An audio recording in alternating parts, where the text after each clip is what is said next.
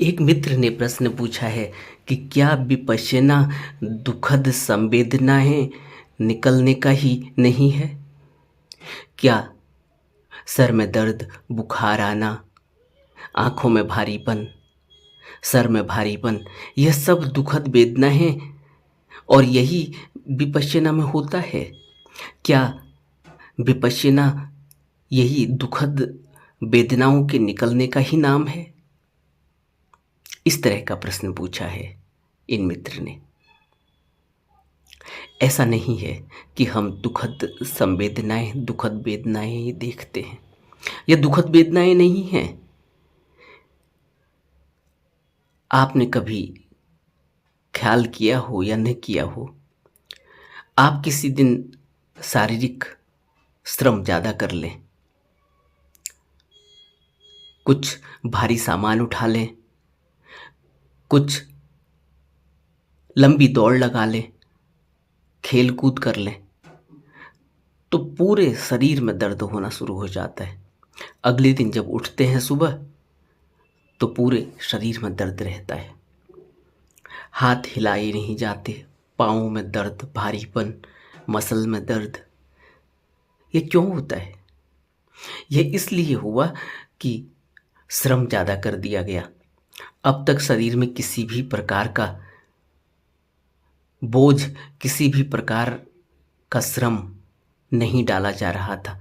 जब श्रम किया गया तो मसल्स में तनाव पैदा हुआ, मसल्स खिंची, शरीर थका, मांसपेशियां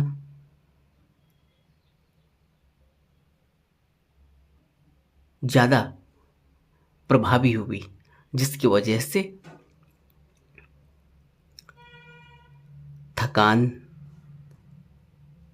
जिसकी वजह से पूरे शरीर में दर्द महसूस हो रहा है, पूरे शरीर में मांसपेशियां खिंच गई हैं। तो क्या हम यह कहें कि आपने जो खेलकूद किया या जो भी मेहनत का काम किया वह सिर्फ दुखद है? ऐसा नहीं है।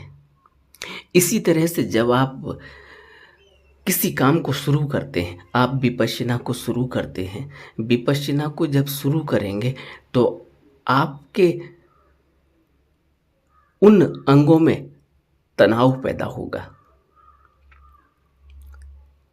आनापान स्मृति का अभ्यास आप करते हैं, जैसे ही आप रुकते हैं, मन को रोकते हैं, आपके दोनों आंखों के मध्य में या आपके माथे में एक भारीपन महसूस होने लगता है। क्यों? क्योंकि वहाँ अब तक लगातार कोई सोच विचार, कुछ तनाव चलता रहता था, एक आदत थी।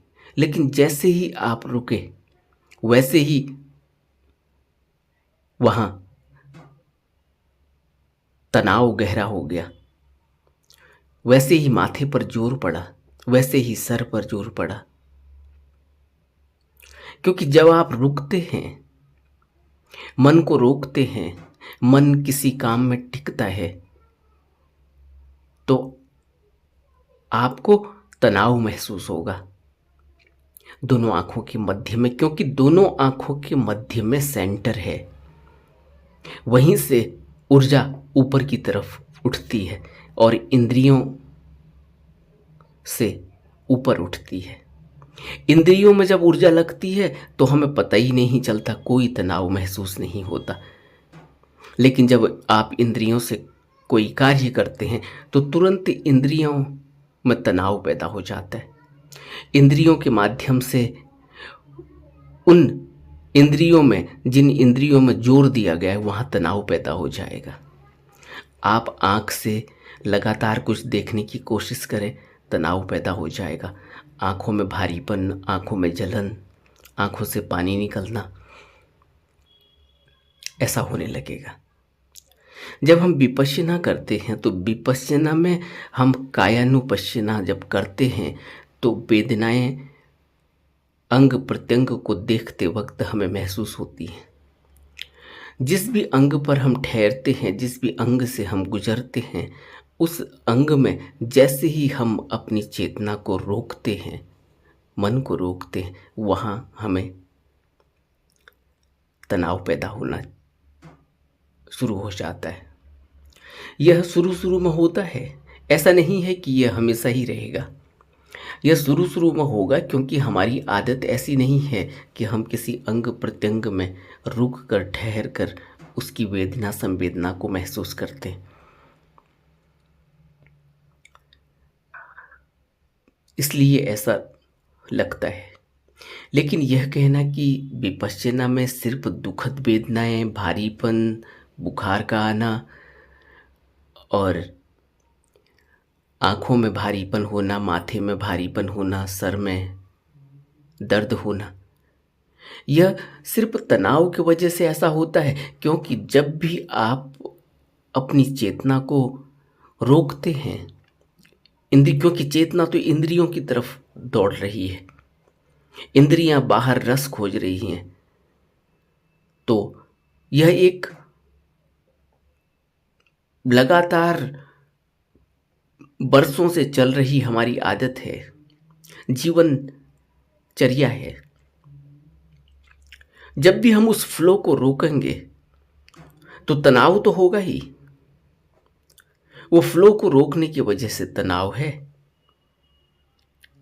लेकिन जब ऊर्जा सघन होती है तो भारीपन तो होता ही है। ऊर्जा अगर सघन होगी तो भारीपन तो महसूस होगा ही। और एक वक्त ऐसा आएगा फिर वह सघन ऊर्जा वेग के साथ एक गंतव्य की तरफ बढ़ने लगेगी, एक रास्ता लेकर उस रास्ते पर चलने लगेगी। अभी हमारी चेतना, हमारी ऊर्जा इंद्रियों, पांचों इंद्रियों और छठे मन के जरिए पूरे संसार में फैलती है। लेकिन जब यह ऊर्जा दोनों आँखों के मध्य पर रुकती है और फिर वहाँ से ऊपर को उठती है, तो फिर हमें माथे पर तनाव महसूस होगा, सर में भारीपन महसूस होगा, आँखें चढ़ी हुई, उठी हुई, खिंची हुई महसूस होंगी। लेकिन यह दुखद संवेदना ही हमें मालूम पड़ती है, ऐसा नहीं है। जब आप लगातार अभ्यास करते रहेंगे तो यह संवेदनाएं अपने आप दूर हो जाएंगी। इसी तरह से जैसे लगातार आप दौड़ना शुरू करें, जब आप पहले दौड़ते हैं पहले दिन, तो आपको पूरे शरीर में दर्द महसूस होगा, पाँवों की पिंडलियों में दर्द हो जाएगा, आपके जांघें पूरी तरह से भर जाएंगी, अगले दिन चलने में भी मुश्किल हो जाती है, मांसपेशियों में बहुत दर्द होता है। लेकिन आप अगले दिन फिर जॉगिंग करते हैं, थोड़ा थोड़ा तेज चाल से चलते हैं, फिर अगले दिन 1 हफ्ते 10 दिन के बाद आपको वहाँ कोई तनाव महसूस नहीं होता। धीरे धीरे एक आदत में मांसपेशियाँ आ जाती हैं, शरीर आ जाता है। इसी तरह से यह भी होता है जब आप कायानुपश्यना करेंगे या आप आनापान स्मृति करेंगे। आनापान स्मृति में जैसे ही आप स्थिर होने की कोशिश करेंगे, जैसे ही आप स्थिर होते हैं, आंखें बंद करते ही आप तुरंत उस अवस्था में पहुंच जाते हैं जो ध्यानियों की, ज्ञानियों की अवस्था है, दोनों आंखों के मध्य में, माथे में, अपने सेंटर में। इसलिए वहाँ भारीपन महसूस होता है, क्योंकि यहाँ आप जानबूझकर उस सेंटर पर आकर खड़े होते, मन रुकता है। जब आप आंख बंद करते हैं, नींद में चले जाते हैं, तो कोई जोर नहीं पड़ता, इसलिए पता नहीं चलता। और हम नींद में फिर सबकॉन्शियस माइंड में सपने देखते हैं, नींद में चले जाते हैं, शरीर थका हुआ होता है, सो जाता है, मन अचेतन अवस्था में चला जाता है, सब कुछ चलता रहता है। लेकिन जब आप चेतन अवस्था में रहकर, अवेयर होकर अपनी आती जाती सांस को देखते हैं, स्थिर हो जाते हैं, अब ऊर्जा कहीं दौड़ नहीं रही है। अब ऊर्जा किसी इंद्रिय के साथ लगकर मानसिक पटल पर कोई इमेज नहीं बना रही। कोई विचार नहीं उठ रहा है कि अब यह खरीदना है तो अब वह खरीदना है, यह भी होना चाहिए, वह भी होना चाहिए। एक विचार से दूसरा विचार संलग्न होता है, फिर कई विचारों की श्रृंखला साथ चलती है। ऐसा कुछ भी नहीं होता। तो यह सारी ऊर्जा जो विचारों के साथ संलग्न होकर व्यय हो रही थी, यह सभी ऊर्जा, यह सारी ऊर्जा रुक जाती है। जब यह रुकेगी तो यह भारीपन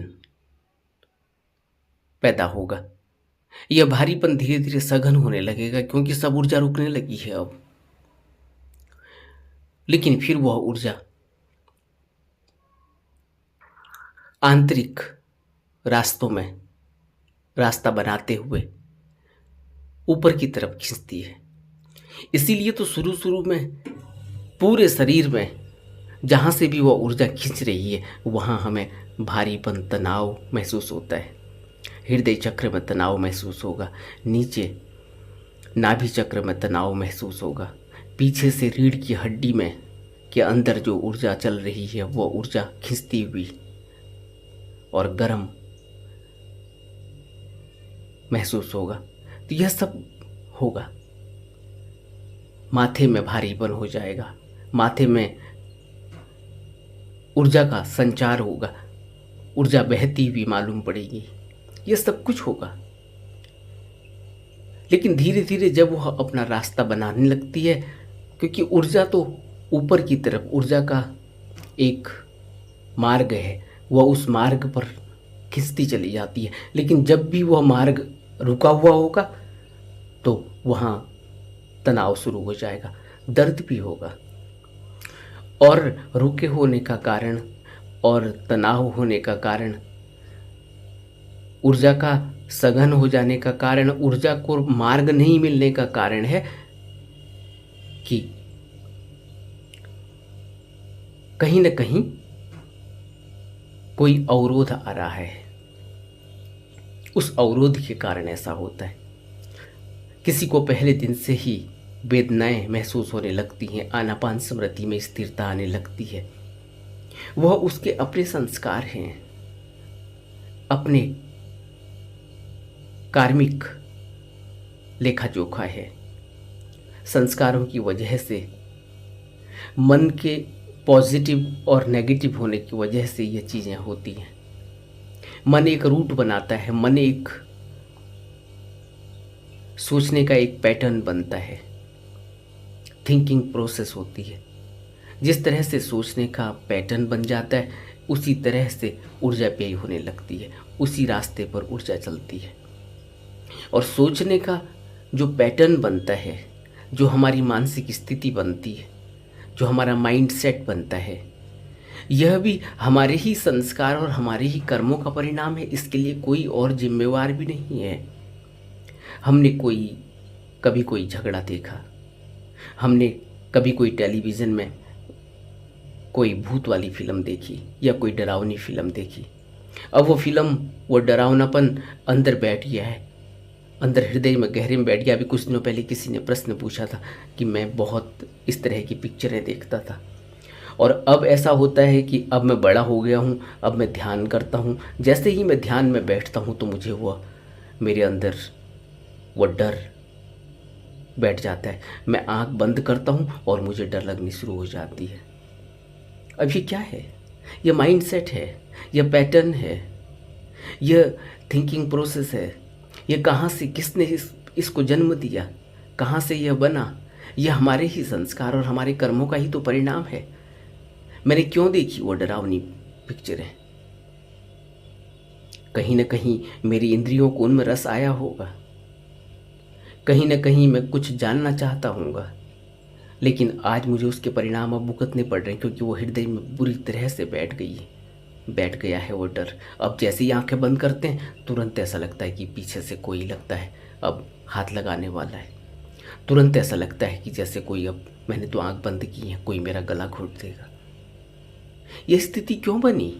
यह स्थिति हमारे संस्कारों के कारण बनी है। संस्कार हैं जो लगे हुए, कुछ भी नहीं है।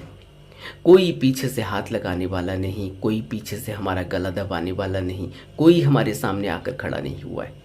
यह मन ही है जो उन चित्रों को, उन भावनाओं को हमारे समक्ष लाकर खड़ा कर रहा है। क्यों? क्योंकि वो घटनाएं पहले उसने टेलीविज़न में देखी हैं। हमने यह मन को मटेरियल दिया है, रॉ मटेरियल। अब वो इसको प्रोसेस करके हमारे सामने पेश कर रहा है। इससे इतना डरने की ज़रूरत नहीं है। ये दुखद संवेदनाएं जो हम कह रहे हैं, दुखद संवेदनाएं कहीं बाहर से किसी और ने नहीं भेजी। कोई दूसरा इसके लिए जिम्मेवार भी नहीं है। यह हम ही इसके लिए जिम्मेवार हैं। अगर आज मेरे माथे में कोई भारीपन महसूस हो रहा है, कारण यह है कि मैं उस ऊर्जा को अभी रास्ता नहीं दे पा रहा हूँ, रास्ता उसका बन नहीं पा रहा है। क्योंकि मैं बुरी तरह से विचारों में ग्रसित था, बुरी तरह से मेरा मन बाहर दौड़ रहा था, इंद्रियां मेरी बाहर दौड़ रही थी, इंद्रियों को भोग विलास की आदत थी। अब मैंने तुरंत ही आनापान स्मृति योग शुरू कर दिया। मैंने कोई शिविर अटेंड किया, मुझे परेशानियां, दिक्कतें, दुख जीवन में आया। अब मुझे किसी ने बताया कि तुम्हारे जीवन में दुख दूर किया जा सकता है, तुम विपश्यना करो। हम विपश्यना सेंटर चले गए, हमने शिविर अटेंड कर लिया। उन्होंने आनापान स्मृति योग बताया, विपश्यना कैसे करते हैं यह बताया।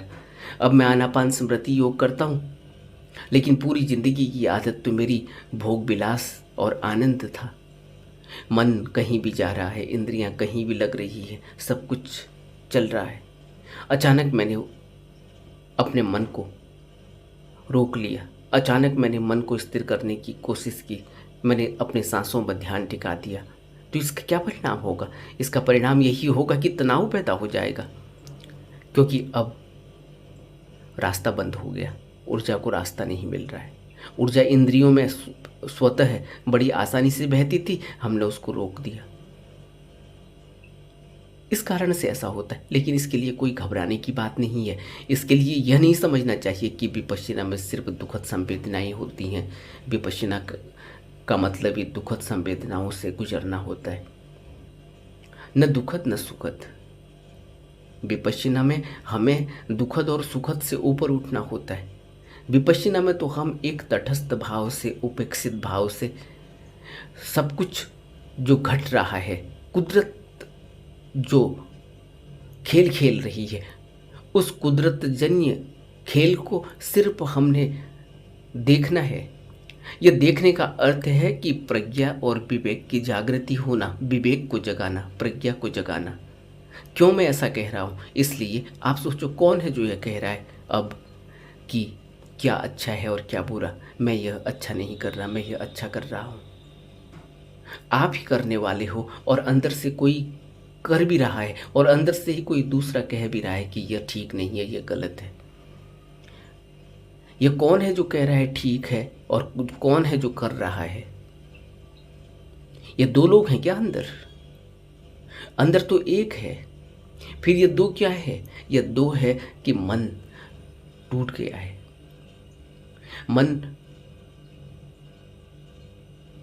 के अंदर लगे हुए वह संस्कार एक कृत्य कर रहे हैं, और मन में जो मन की शुद्ध चेतन अवस्था है, वह शुद्ध चेतन अवस्था तो विवेक की अवस्था होती है, प्रज्ञा की अवस्था होती है।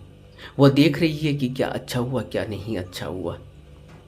वो वहाँ से भी बता रही है कि यह अच्छा हुआ, यह गलत हुआ। लेकिन क्योंकि दबाव इतना ज़्यादा है संस्कारों का, अच्छा है बुरा है जानने के बावजूद भी बुरा होता है, तो सिर्फ दुखद संवेदनाएं ही महसूस होंगी? ऐसा नहीं है, सुखद संवेदनाएं भी महसूस होती हैं।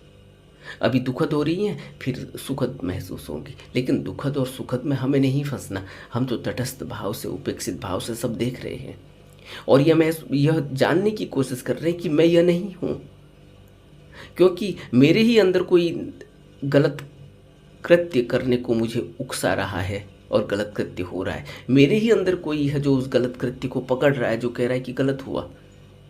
तो कौन है जो ये कह रहा है गलत हुआ, और फिर जो गलत हुआ कह रहा है वो मुझे रोकता क्यों नहीं? इसलिए नहीं रोकता क्योंकि उसका अभी जोर इतना ज़्यादा नहीं है। यानी वह जो शुद्ध चेतना है, शुद्ध चेतना से जो कॉन्शियसनेस का हिस्सा है, जो अवेयरनेस का हिस्सा है। वह अवेयरनेस इतनी नहीं हुई कि मैं बुरे कृत्य को रोक सकूं और अच्छे कृत्य को कर सकूं। अवेयरनेस जैसे जैसे बढ़ने लगेगी, अच्छा होने लगेगा, बुरा रुक जाएगा। जो अभी बुरा हो रहा है वो आदतन हो रहा है। और अब हमें पता चला कि यह बुरा है। क्या सिगरेट पीने वाले को उस समय पता नहीं चलता कि सिगरेट बुरी है? और जब सिगरेट की आदत उसे लग जाती है, जब वो बुरी तरह से फंस जाता है, जब उसे अपने घर परिवार से भी छिप छिप के और बड़ी जिद्दोजहद करनी पड़ती है, बड़ी मुश्किल से बचा कर वो घर में घुसता है और घर से निकलता है, तो अब वो जो इतनी मुसीबत झेल रहा है, अब उसे लगता है कि मैं कैसे छोड़ूं। तो क्या वो नहीं जानता था? उस समय जो शुद्ध चेतना थी वो तो पहले से ही कह रही थी कि सिगरेट पीना ठीक नहीं है। सिगरेट के डिब्बे में भी उसने अपने चक्षु विज्ञान से इस बात को पढ़ लिया था, आंखों से देख लिया था कि सिगरेट पीना स्वास्थ्य के लिए हानिकारक है। उसने फिर भी पी, और तब उसे नहीं पता चल रहा था कि वो बुरा है। लेकिन जैसे उसका विवेक जगा, अनुभव से विवेक जगा है अब, और विवेक इतना नहीं जग पाया अभी कि अब वो छोड़ भी पाए, क्योंकि अब आदत इतनी ज़्यादा हो गई है। अब विवेक भी काम नहीं करता। विवेक तो यही कहेगा कि यह अच्छा है या बुरा है, जरा सोच समझ कर चलो। अवेयरनेस, इतनी अवेयरनेस तो थी ही कि वो सिगरेट के डिब्बे को पढ़ पाया, इतनी अवेयरनेस तो थी ही कि यह गलत हो गया, मुंह से बदबू आने लगी है। अब मुझे घर में माँ बाप जब इस बदबू से मुझे पकड़ेंगे तो मेरे को भला बुरा कहेंगे, मेरी बेइज्जती होगी, मैं मुंह दिखाने के लायक नहीं रहूँगा। यह सब कुछ तो उसको महसूस हो रहा है, लेकिन उसके बावजूद भी वो अब बुरी आदत में पड़ गया। अब आदतन काम हो रहा है। ये दुखद दुखद संवेदनाएं महसूस हो रही हैं, और यही सुखद संवेदनाएं भी हैं। जो सिगरेट नहीं पीता, क्या उसको दुखद संवेदनाएं नहीं महसूस होती? उसके कुछ और दुख है, उसको माइग्रेन है, उसको सिर दर्द है, एक तरफा सिर दर्द हो जाता है, या उसको एलर्जी है। वो जैसे ही रास्ते में निकलता है तो उसको एलर्जी होने लगती है, धूल उड़ रही है, गाड़ियों का धुआं है। लेकिन जैसे जैसे विपश्यना करते रहेंगे, यह दुख और सुख से ऊपर उठ जाएंगे। कोई बुखार नहीं आता, कोई सर में इतना भारीपन हमेशा के लिए रहने वाला नहीं, कोई आंखों में भारीपन या आंखों में जलन हमेशा के लिए नहीं रहने वाली। यह दबाव पड़ रहा है शरीर पर, और धीरे धीरे यह दबाव अपने आप ही एक आदत में बदल जाएगा, और फिर कुछ भी महसूस नहीं होगा। शुरू शुरू में हम ध्यान साधना में बैठते हैं तो अलती पलती मार कर बैठना कितना मुश्किल हो जाता है। 10 मिनट में लगता है कि बहुत मुश्किल हो गई, कमर में दर्द हो गई। फिर आधा घंटा, फिर 1 घंटा, फिर 2 घंटा, और योगी 6-6, 8-8 घंटे बैठते हैं। वो हम जैसे ही तो हैं।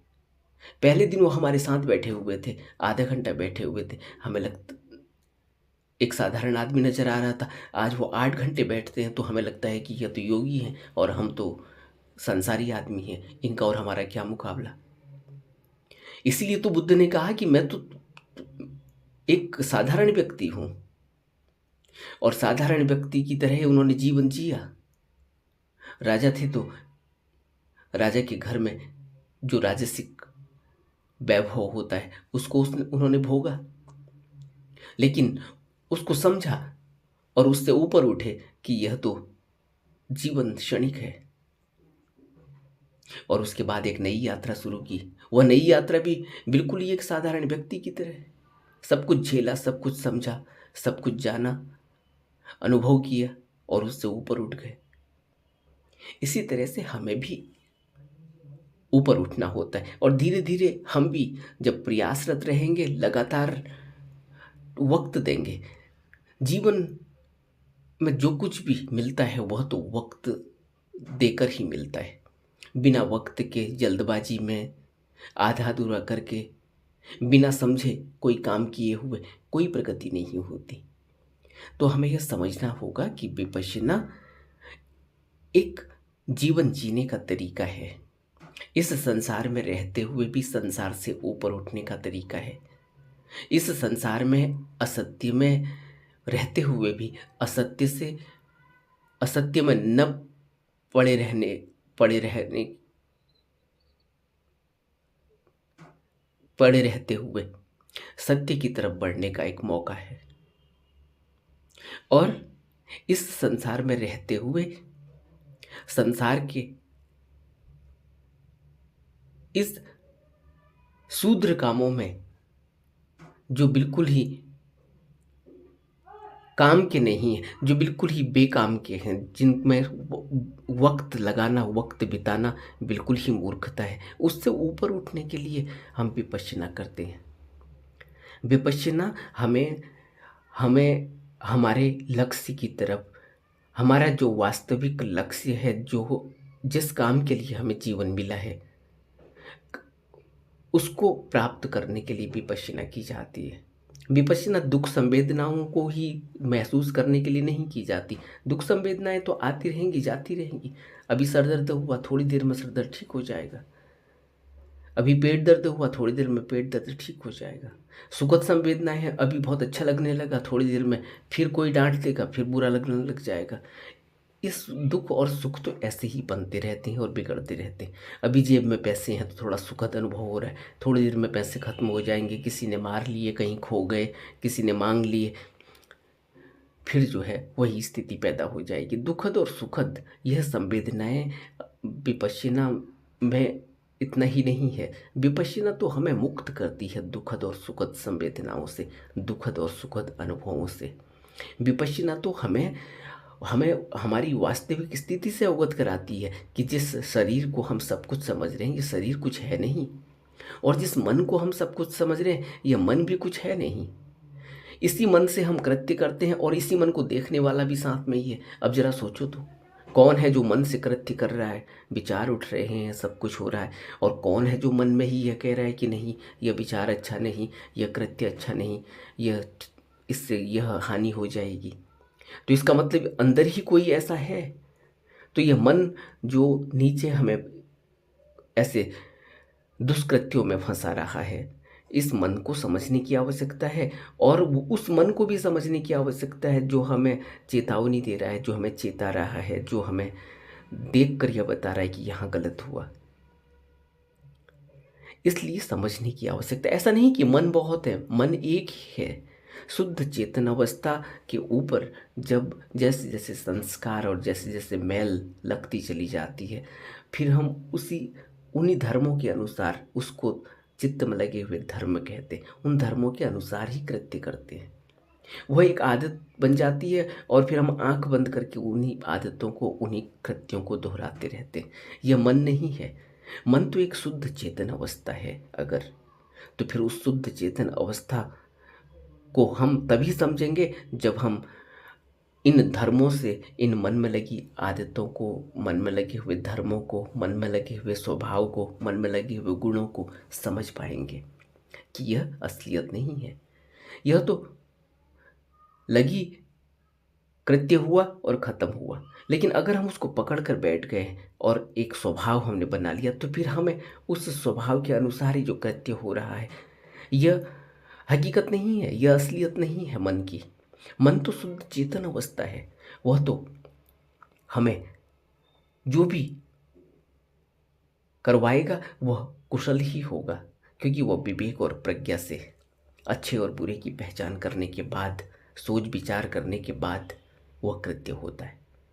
लेकिन जिस व्यक्ति के अंदर सोच विचार की क्षमता कम हो गई, विवेक और प्रज्ञा सब उसका जाता रहा, विवेक और प्रज्ञा अब उसको पता ही नहीं चलती, क्योंकि ऊपर से संस्कार इतने लग गए हैं। उन संस्कारों के साथ आपने देखा ना, कोई आदमी गलत काम में लग जाता है, गलत काम से उसको पैसा आने लगता है, फिर वो गलत काम, हर जगह वो जो भी कृत्य करता है उसे अच्छे और बुरे का कुछ पता नहीं, उसे लगता है पैसे आने चाहिए कैसे भी, फिर वो गलत कर्मों से पैसे कमाता है। अब उसे पता ही नहीं चलता कि क्या अच्छा कर्म, क्या बुरा कर्म, वो तो सिर्फ पैसा उसके लिए मूल्यता हो चुकी है। अब पैसा कहीं से भी आए। आपने देखा, एक औरत अपना जिस्म बेचती है और पैसा कमाती है, और एक औरत, उसको भी पैसे की आवश्यकता है, लेकिन वो अपने अपने जिस्म को नहीं बेचती, वह अपनी इज्जत को नहीं बेचती, वह घर घर जाकर काम करती है, वो फावड़ा चलाती है, बेलचा चलाती है, वह राजगीर का काम कर रही है, वो लेबरी का काम कर रही है, वह घर में जाकर बर्तन धोती है, वो वैसे पैसे कमाती है, लेकिन वह दूसरे तरीके से पैसे नहीं कमाती। तो क्या फ़र्क है? इसी तरीके से एक आदमी गलत तरीके से पैसे कमाता है, गलत धंधों में इन्वॉल्व हो जाता है। दूसरा आदमी मेहनत करके, लेबरी करके, राजगिरी राजमिस्त्री का काम करके या कोई और काम करके, यहाँ तक कि मल ढोकर दूसरे के वहाँ साफ सफाई करके भी लोग अपना जीवन निर्वाह कर रहे हैं, लेकिन गलत कृत्य नहीं करते। तो क्या फ़र्क है? फ़र्क यह है कि प्रज्ञा और विवेक, जिसके अंदर विवेक की जागृति हो गई, प्रज्ञा की जागृति हो गई, वो अच्छे और बुरे को समझता है कि क्या कौन सा कृत्य उसके कर्मों को, उसके स्वभाव को बुरी तरह से आहत कर देगा, और वो फिर लगातार उसमें बहता चला जाएगा। और कौन सा कृत्य ऐसा है जो उसको अच्छी आदत में, कुशल कर्मों में, अच्छे स्वभाव में लगा कर रखेगा। इससे आदमी की पहचान होती है, इससे उसकी चेतना का पता चलता है। तो यह कहते ना कि विपश्यना से सिर्फ दुखद संवेदनाएं ही होती, क्या विपश्यना सिर्फ दुखद संवेदनाओं को ही महसूस करने के लिए है? विपश्यना इतना ही नहीं है। विपश्यना तो हमें अपने शरीर और मन से मुक्त करने के लिए है। विपश्यना तो हमें इंद्रियों के भोगों से ऊपर उठाने के लिए है। विपश्यना तो हमें शरीर की हकीकत और वास्तविकता को समझने के लिए है। विपश्यना तो हमें हमारी शुद्ध चेतन अवस्था का एहसास कराने के लिए है। यही शुद्ध चेतन अवस्था ही हमें कुशल कर्मों को करने के लिए बाध्य करती है। यही शुद्ध चेतन अवस्था हमें निर्वाण तक पहुंचाती है, जहां हम सारे भेदों से ऊपर उठ जाते हैं, जहां हम द्वैत से ऊपर उठ जाते हैं और सब एकम एक, जिसको बुद्ध कहते हैं कि तथागत भेद नहीं करते कि कौन वैश्या है और कौन राजा। तथागत के लिए सब बराबर है। द्वैत खत्म हो गया, दुई का भाव खत्म हो गया। यह अवस्था है अमृत को पाने की अवस्था, यह अवस्था है शुद्ध चेतनता। नमो बुद्धाय।